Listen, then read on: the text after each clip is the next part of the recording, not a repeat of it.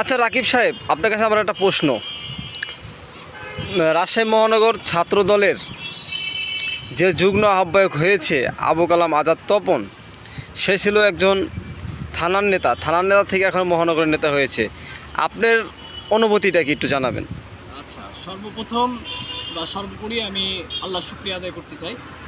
আল্লাহর অশেষ রহমতে আবুল কালাম আজাদ তপন ভাই আমাদের এলাকার কৃতি সন্তান। ছোটো বনগ্রাম 19 নম্বর ওয়ার্ডে তার বাসস্থান।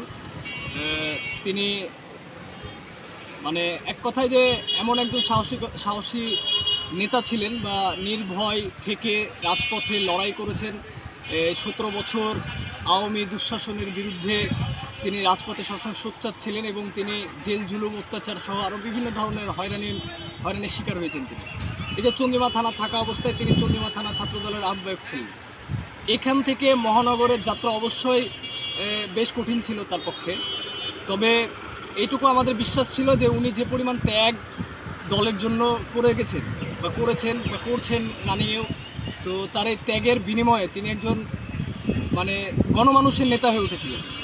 সেই প্রেক্ষিতে বলা যায় যে তিনি আজকে মহানগর ছাত্র দলের যুগ্ম আহ্বায়কের পদে তিনি অধিষ্ঠিত হয়েছেন। এই জন্য তাকে আমার সংগঠন, আমার প্রাণপ্রিয় সংগঠন জিয়া সাইবার ফোর্সের পক্ষ থেকে তাকে আন্তরিক শুভেচ্ছা এবং অভিনন্দন আমরা জানাচ্ছি।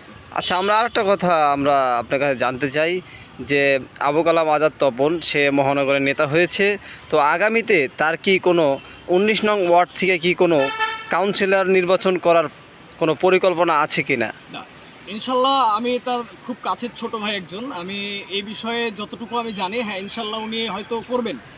তো 19 নম্বর ওয়ার্ডের কাউন্সিল ইলেকশন উনি করবেন, কারণ উনি গণমানুষের নেতা। দেখেন, আসলে উনি যে পরিমাণ এই ওয়ার্ড থেকে থানা থেকে মহানগরে গেছেন, এই যে দীর্ঘ পথ, এই পথ কিন্তু অবশ্যই সুখময় ছিল না। তিনি বেশ অত্যাচার, নির্যাতন এগুলো সহ্য করে আজকে তিনি মহানগরের নেতা এবং গণমানুষের নেতা। তো তিনি সবসময় গরিব দুঃখী থেকে নিয়ে, দারিদ্র থেকে নিয়ে, দলমত নির্বিশেষে তিনি মানুষের জন্য কাজ করেছেন।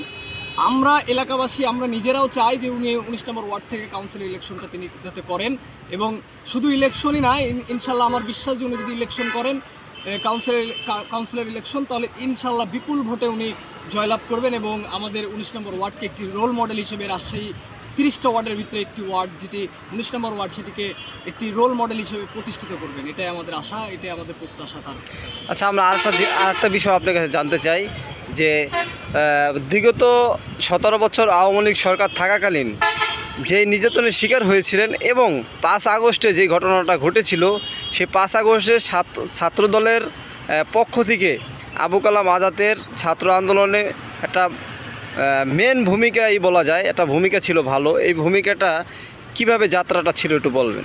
আসলে আমি আগে আপনাকে বলেছি যে উনি বিগত 17 বছর ধরে উনি ছাত্রদল, চন্দ্রিমা থানা ছাত্রদলের আহ্বায়কের দায়িত্ব পালন করেছেন, ওয়ার্ডের দায়িত্ব পালন করেছেন, ইভেন মহানগরে প্রতিটি প্রোগ্রাম তিনি অ্যাটেন্ড করেছেন, এবং রাজপথের সামনের সারিতে থেকে তিনি লড়াই করে গেছেন এই স্বৈরাচার সরকারের বিরুদ্ধে, এবং তার পতন ঘটানোর যেই ভূমিকা, তার অগ্রণী ভূমিকা ছিল এই 24শে জুলাই গণঅভ্যুত্থানে। 24শের অভ্যুত্থানে তিনি সর্বপ্রথম সারিতে থেকে তিনি এই লড়াই সংগ্রাম করেছেন।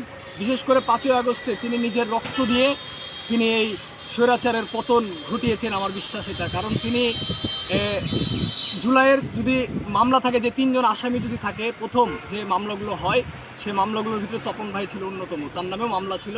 তিনি এমনও দিন গেছে যে তিনি ঈদ করেছেন হচ্ছে জেলখানার ভিতরে, 4 রাতের ভিতরে, 4 রাতের দিন তাকে হয়তো অ্যারেস্ট করেছে, তারপরের দিন ঈদ তিনি জেলখানায় কাটাইছেন। তো এতগুলো কষ্ট আর তিতিক্ষার মাধ্যম দিয়ে তার যে আজকে এই এত বড় উন্নতি, বা এই রাজশাহী মহানগরের মতো জায়গায় নেতৃত্বতে আসার যেই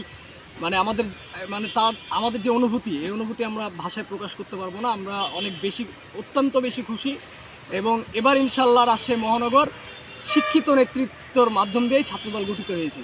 আর এই ছাত্রদলের যে কমিটিটা দেওয়া হয়েছে, এখানে সবাই অনেক বেশি একজন সচেতন এবং শিক্ষিত যারা নেতৃত্ব, তারাই এসেছেন। আমার বিশ্বাস যে এবার রাজশাহী মহানগর ছাত্রদল এমনভাবে শিক্ষা প্রতিষ্ঠানগুলোতে রাজনীতি করবে, মহানগর পর্যায়ে এমনভাবে রাজনীতি করবে যাতে বাংলাদেশের উন্নতি সাধিত হয়, এবং বাংলাদেশের উন্নতিতে রাজশাহী মহানগর ছাত্রদল একটি অগ্রণী ভূমিকা পালন করতে পারে। আমার এটা বিশ্বাস। ধন্যবাদ।